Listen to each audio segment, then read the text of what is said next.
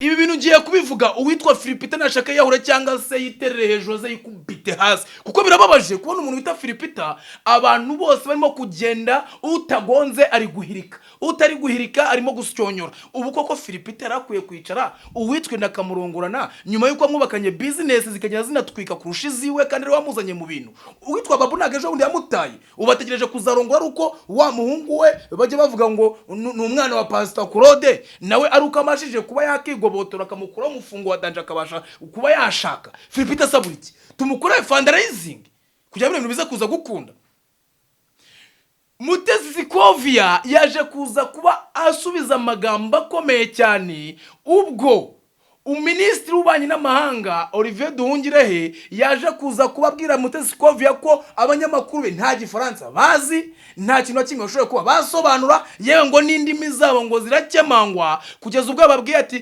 kubisobanura uko nabyanditse niyo je bibananira mujye mumpamagara ngire gute nze mbibasobanurire ariko none uwitwa Mutesi Sikovia yaje kuza kumusubiza ko ngaba babwira ngo ntago ari abantu bo mu Kinigi ngo rwose ngo ntabwo ari abimushubati inza kuza kwibaza ngo abantu bimushubati na za Kinigi nibo batize ngo ubutango bajye babyandika mu Kinyarwanda kuko ngo ntago ngababwira abantu b'i Brussels ayo namakuru yaje kuza ko yivugira witwa Mutesi Sikovia ariko hagati aho ngaho ntago ndi bugere nakubwiye ko umuntu bita Irene ndetse n'umuntu bita Aisha burya bwose mwakomeza kugenda mubona bisiganaho ntago rwose bari mu rukundo jamais kuko umuntu bita umuntu bita Aisha yikundiranaga kana muri za groupe zimwe mwanze kumva bamaranye igihe ako kana ngira ngo murazoka uwigikara uririmbana n'uwinzobe ubwo mba mbarabuye ariko hagati aho nanone ntago najya nababwiye rino jambo rivuga gutya riti nibura umuntu w'umugabo ukabona kunaniranywe n'umugore bikaza kurangira ushatse gukubita no gukomeretsa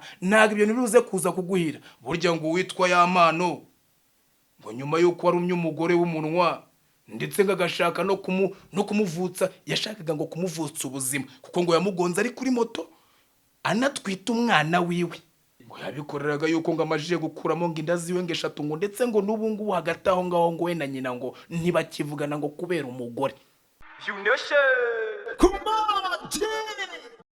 Yes, of course, comme tu peux nous faire quoi force qu'on fasse tamba ça dafa kamisi mutoto wabutamwana ngenda tukative tuturavuka butinyubwi TV sho kumaje ko ndavuzwe byo hit yo terizuba nyiti tuti aba boss ntijwi ry'aba diaspora ntingejwi abandika kaje ko pandemic inde system mwuzukuru woje amafe shop umwana w'umugore yemagaze ubaka vanye top speaker gacoka tse ko Mr a breaking as no as you see tkonye twagatse muri Vision TV handi tugiye kubaherekaza amakuru agiye agezweho kandi atomoye anameze neza cyane mwari mu nkumbuye rero reka mbabwe mubanze mukore subscribe kandi share kandi rwose mukomeze mugende mutwiziramo mutwereke ko ari mwe bacu umuryango mukuru wa Vision TV dore ko rwose ubu ngubu tugiye tubakubita update umunsi ku wundi ikindi aza kuza kuba nkubwira yuko uramutse ukeneye ikijyanye n'ikawa imeze neza cyane ufite nka House of Coffee ushobora kumamagara nkaba nakubita ikawa kugira ngo ubuzima bugende neza cyane dore ko ari nge mucuruzi w'igihingwa ngandura abukungu. So guys uyu munsi rero none kitumye nja hano no kugira ngo nze kuza kuba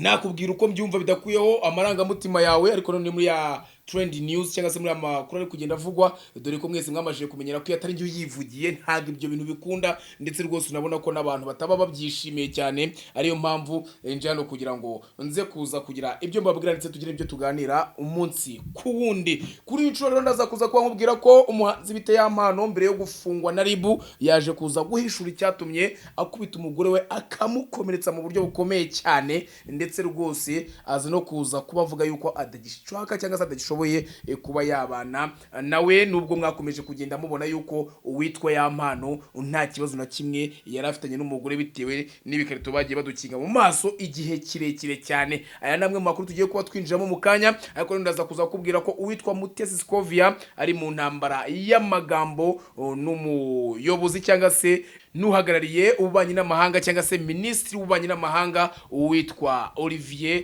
Duhungirehe kuri X byacitse ndetse nimiro gusa dore ko bakubwirana amagambo asa nkaho rwose navuga yuko hatarimo gutinyanya cyangwa se byari twakita kubahana bitewe nuko umwe ashinja undi amakosa undi nawe akayagarama turaza kuzagaruka none ku nkuru y'uwitwa Murindahabi Irene wamajije kuba rwose yabasha kuba yatera ivi nubwo benshi bategeze babivuga tubivugaho rumwe, ndetse ndaza kuza nkubwira hagati y'umubano wa Irene ndetse n'umubano wa Aisha, kuko aya makuru ninjye muntu yafite, nta wundi muntu ushobora kuba yafite, kubera ko namwe nyine murabizi ko ari njye Mr. Breaking. Mugure subscribe rero kugira ngo tujye tubana umunsi kundi. Duhereye ku nkuru yacu ya mbere, ngira ngo wenda abantu benshi mwakomeje kugenda mwibaza ngese kuri magique kutatubwiye kuri breaking za Irene, kutatubwiye kuri breaking z'umuntu bita Aisha Inkindi, ariko rwose sinkubeshye ahangaha niho ngiye gutangirira kugira ngo ujye umenya ko ari njye Mr. Breaking. Uyu mwanya none nyuma yuko uwitwa Irene Murindahabi yaje kuza kuba aterera ivi umukobwa w'ikizungerezi bita Nishimwe Liliane ukomoka mu Bubiligi, abantu benshi bakomeje kugenda bibaza ngo ese koko Irene aho ntiyaba ari prank, ko twakomeje kubona urukundo rwe n'umuntu bita Aisha. Ese Aisha we biraza kuza kuba byagenda gute, kubera yuko wenda uwitwa Aisha mwenshi mwe muri muziko abari mu rukundo. Aha rero ikintu nibuze kuza kukubwira, aya makuru ngiye kuguhereza ubyumve nk'ukuri. Ni ukuvuga ngo uwitwa Murindahabi Irene, ndagira ngo murabyibuka neza ko bigeze gushaka kumubwira amagambo atari meza ubwo yajyaga muri Canada, ndetse abantu benshi bakavuga bati umukunzi wa Irene yageze muri Canada amuta ku kibuga cy'indege, ndetse rwose uwo mukunzi baza no kuza kuba banashwana, ariko none ngo witwa Dumba bivuga ko rero wamucumbikiye aribwo yageze kuza gushaka ukoma kumbarutsu, aravuga ati nzavuge ibyabereye muri Canada. Abantu benshi mutangira kugenda muvuga muti wasanga Irene rwose baramubenze cyangwa byaragenze gute. Umuntu bita Irene ngira ngo icyo gihe muri kuvugwa mwese nta muntu umwe wigeze ashaka kwibaza ngese Aisha bimeze biti, kubera ko uyu mwanya wa none umuntu bita Inkindi Aisha yaje kuzagaruka mu mwandiko, kubera ko witwirira amajije kugira gute gutera ivi. Aho ngabanza kubaza ngo niba koko uzi bino bintu by'iyi mihanda ukuntu bigenda gute. Irene havuze inkuru z'uko yagiye muri Canada, yamara kugera muri Canada akaza kuza kuba yabura umuntu uza kuza kuba yamufata ku kibuga cy'indege. Benshi bavuga ko umukunzi we yaragiye kureba byarangiye amutaye aho ngaho aramwihorera, ntibaze kuza kuba bagaruramo inkuru za Aisha. Ushobora kwibaza icyo kintu. Ni ukuvuga ngo umuntu bita Aisha, ikintu cyane uzabanza kumumenyaho, buriya Aisha n'umwe mu bakobwa batajya bapfa kuvuga ngo ndashaka umuntu kubera ko ari umuhitinzi, ndashaka umuntu kubera ko afite amafaranga. Ngenda kubwira nk'umuntu twabanye twagana igihe kirekire, ndetse uzi n'abakunzi bagiye basimburana kwande kwa Aisha. Hari abantu benshi bamuzi nga Aisha ngakundire nebyo gusara, ariko biriya byari content bakoze, kubera ko niba ubizi neza ko umwaduko wa Yago Pondata atangira kumena imicera akavuga ati ibintu byaye tubica n'abantu bagiye bafata agatsiko cyangwa se bagiye bafata abantu bakagira bavuga ati wewe uzajya ukorera hano ntujye hariya. Nibwo habanje kubaho ikintu cyo kuba Irene atangira gukereya ama content, ari nabwo azanagira content ya Aisha bazajya bakoranaho hariya, nkuko mwagiye mubona prank zigiye zitandukanye z'abantu bakundana. Nubwo wenda ba Irene bajyaga hariya akaza akamwifotorezaho, ariko uzarebe rimwe na rimwe izo ndabo yazimuzaniraga wenda Aisha yagize gute, wenda yagize anniversary cyangwa yamufite anniversary. Ngira ngo urabizi ko content ya za anniversary kwa Irene irakora, ngira ngo ntago Aisha wenyine bakoresheje anniversary hariya. Ngira ngo nimwe muri content Irene yamajije kwipanga yo gukorera cyane cyane abakobwa b'ibyamamare ama anniversary, ugasana anniversary rangiye kana imufitiye kuri MIE. nimwe muri content haba ibyo by'indabo rero nabyo byaje kuziramo, ubwo batangira kuzajya bayikura amafoto bakabanja kujijisha abantu. Ariko umuntu bita Inkindi Aisha hari imwe muri groupe ziririmba hano mu Rwanda ndetse zitigeze zisenyuka ndetse zitahawe n'agaciro ubwo mbaciriye mu manyange. Harimo umwe mu bahungu baho ngaho muri izo groupe ziri gukora ko zitahawe agaciro, wakundanaga na Aisha igihe kirekire, biza kurangira uwo muhungu yigize nabi. Aisha agira gute aramukatira. Bishatse kuvuga iki rero? Umuntu bita Inkindi Aisha mu nkundo ze akunda gukundana n'umuntu bitatwitse cyane ngo bigurumane. Ikindi kintu kizaza kukwereka Aisha uburyo yikundiramo mwene abo bantu, agerageza no kubafasha rimwe na rimwe mu bikorwa byabo. Gusa ikintu uzaza kuza kumenya kuri Aisha ntago yajya out of ya industry, ngavuga ngo naza kujya gukunda n'umuntu udafite ikintu wenda ari buze kuza kuba yabakora muri industry. Uri kubyumva? Kuko Aisha nubwo agiye ajya za Dubai ushobora kugira ngo wenda yabaga agiye kureba abagabo. Oya, uwitwa Aisha numwe mu bantu bajya mu nkundo, ariko agashaka ko biraza kuba secret cyangwa se biraza kuza kuba bituje. Gusa mu rukundo kenshi na kenshi uwitwa Aisha rimwe na rimwe ashoramo n'amafaranga, kubera yuko uwitwa Aisha abantu bose yagiye akundana nabo watahaga amafaranga. Nibyo nyine Aisha nyine bajya bamusereza ngo arimo kurya ngo turi yatwana, ariko Aisha no kuvuga ngo niba yegiriye mu rukundo we atanga n'iki, atanga n'amafaranga. So uwitwa Irene rero biriya byagiye biba nkaki nka content kugeza ubwo mwebwe mwagize ngo Irene akunda n'umuntu bita Aisha, ariko mu by'ukuri uwitwa Murindahabirene nta rukundo na ruto rwigeze rubaho hagati yiwe nande na Aisha, ahubwo byabaga ari iki, ari content. Tuvana ko byande abantu bivugishwa ngo wenda ari ukuntu bajyaga biryamanira cyangwa se bihuriza imibiri. Oya, ntago umuntu bita Irene yigeze akundana n'umuntu bita nde wita Aisha, ahubwo ikintu cyabayeho cyo nuko uwitwa Aisha yabaga afite umukunzi igerageje cyose mwamubonye yabaga afite iki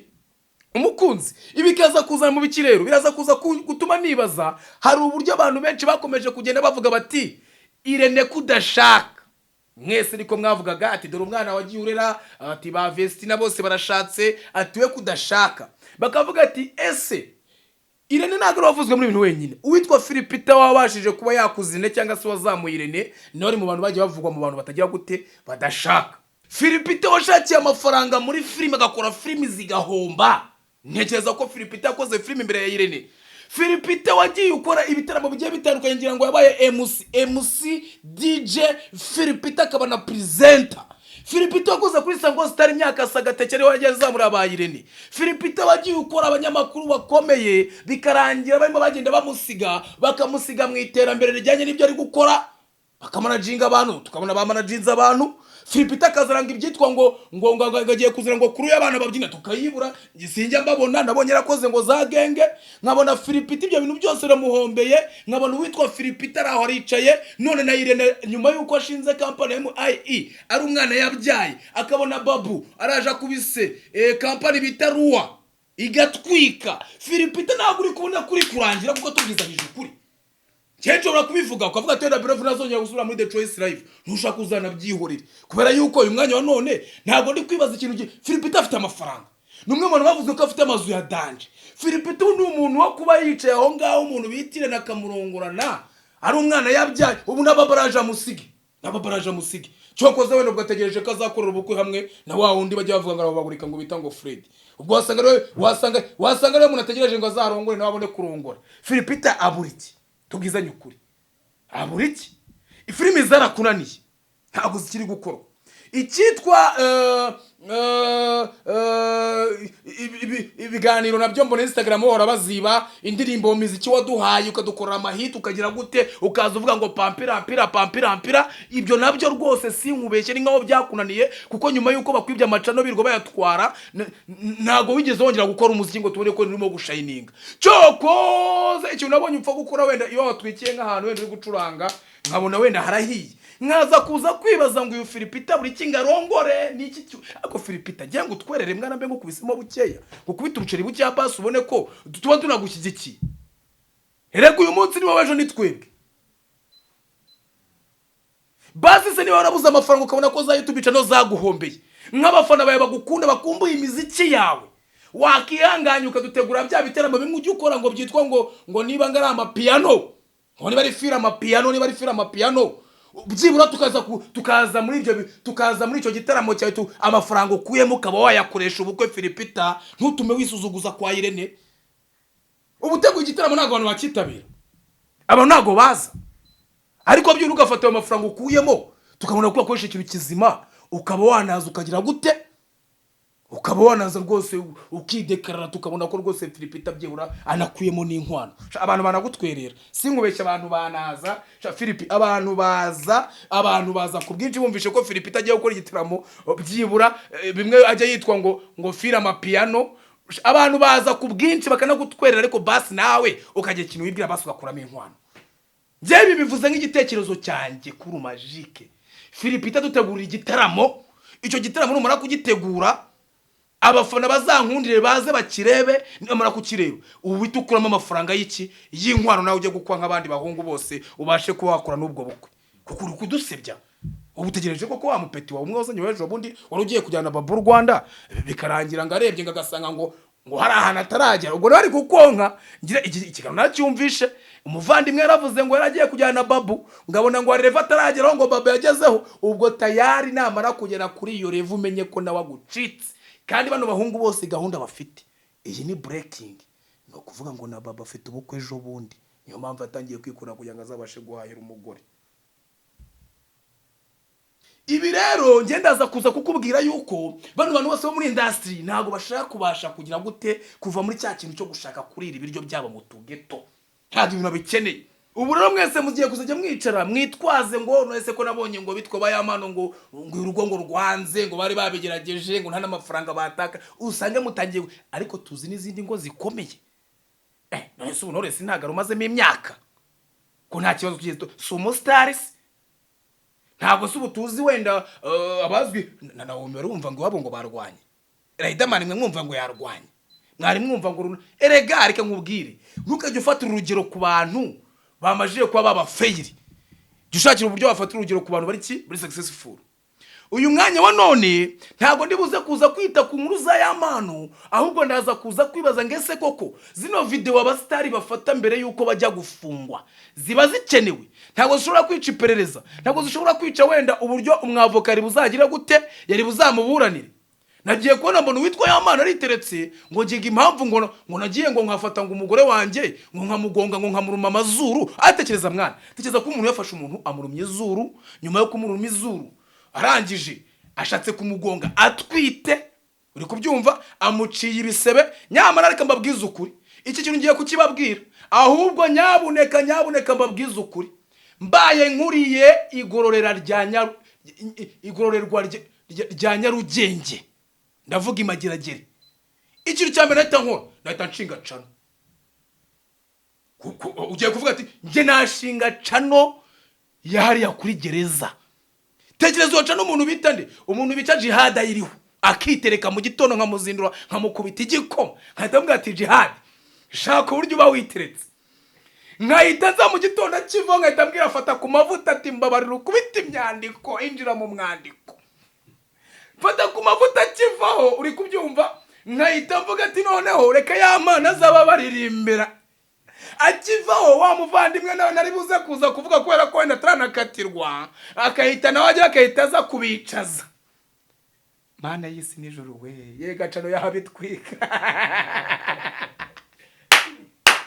Bavuga ngo cano ziratwika, ngewe mbaye nibereye Imageragere nkaba umuyobozi waho. Navuga ati nubundi hano hari abantu bashinzwe gukora uduseke, kandi uduseke turagurishwa. Hari abantu bakora ibijyanye n'ubugeni, noneho kugira ngo twamamazamo n'ibyo bintu byose. Rero nahita nshinga cano ya gereza kugira ngo byemere, kandi iyo cano yatwika. Gusa icyo nababwira ni kimwe, mwirinde ibi bintu, kuko nabonye ngo yamano ngo bagiye kumupima n'urumogi. Ayinya turi guseka, nyama nababwira ati ndisanza rukoro mukanseka. Umusa mu bintu tuzajya kuburana tugeze muri ribu ikijyanye n'ibiyobyabwenge nta kintu na kimwe uzambonamo. Aho niho mbera nyine Kabutindi nyirubwite, ubuziko zose nangiye ntazi wagwani, aho niho mbera Kabutindi. So ibi bintu rero kugira ngo bize kuza kuba byagenda neza, nyabuneka niba uri umusani, niba uri umuntu wa danje, ihangane nyabuneka, ihangane ureke ibyo bintu byo gushaka kwigira iki, byo kwigira ikigande n'igiki. Kubera ko ntabwo ibintu uraza kuza kuba byakunda, uzajya ugenda n'usanga abana kubabariye, usange bagupimye ikiyobyabwenge, usange bise bigira gute, bibaye ibibazo. Ariko nanone wa muvandimwe wacu bita Sikovi Umutesi nabonye ari guterana amagambo na Minisitiri w'Ububanyi n'Amahanga. Ndavuga ati none wahangaha se izi ni za politike mbe nziretse, ni inkuru zanya byanteye ubwoba. Bavuga ati ndaza kubibasomera nta kintu kimwe nkuyeho. Nukuvuga ngo uwitwa Olivier Duhungirehe yagize ati Madame Sikovi Umutesi, iki kiganiro cyanyu kiratera urujijo mu banyarwanda. Kirakadomo ati inyandiko yanjye yanditse mu rurimi rwumvikana, ubutaha muzashake umunyamakuru uvuga neza igifaransa. Shirakitso arangije avuga ati asemure inyandiko nk'iyi uko bikwiye. Shirakandi kitso aravuga ati mbere yuko muyiganiraho, Shirakadomo, niba ngombwa muzambaze. Shirakandi kadomo arangije ati ikindi kandi igitaramo cya African Forward Summit i Nairobi ntaho cyari gihuriye n'inama y'abanyamakuru b'ibihugu.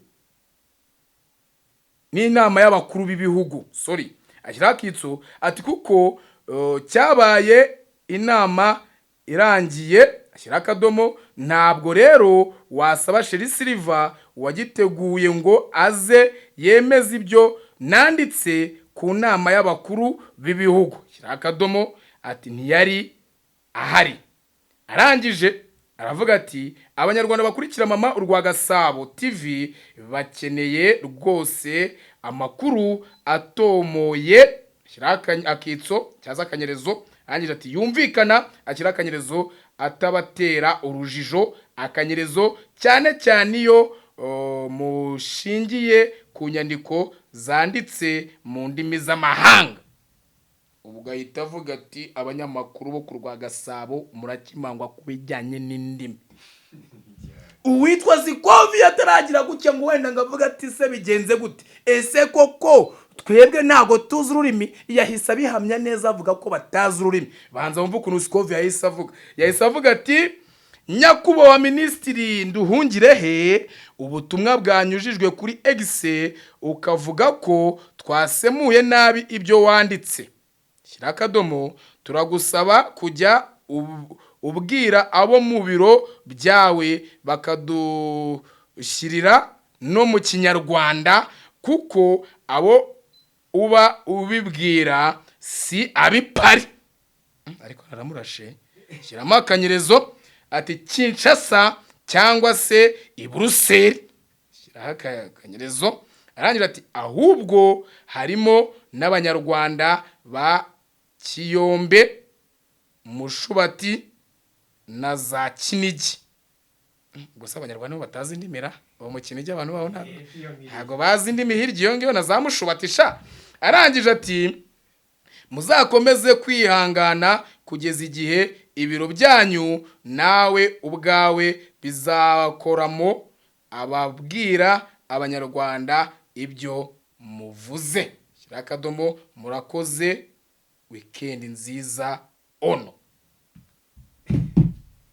Mwakoze gukurikira ikiganiro nk'iki ngiki, ntago ndi burenzeho byinshi kubera ko nanjye ntago nzi Igifaransa, ariko hagati aho ngaho nimiriro kora subscribe cyangwa byihorere.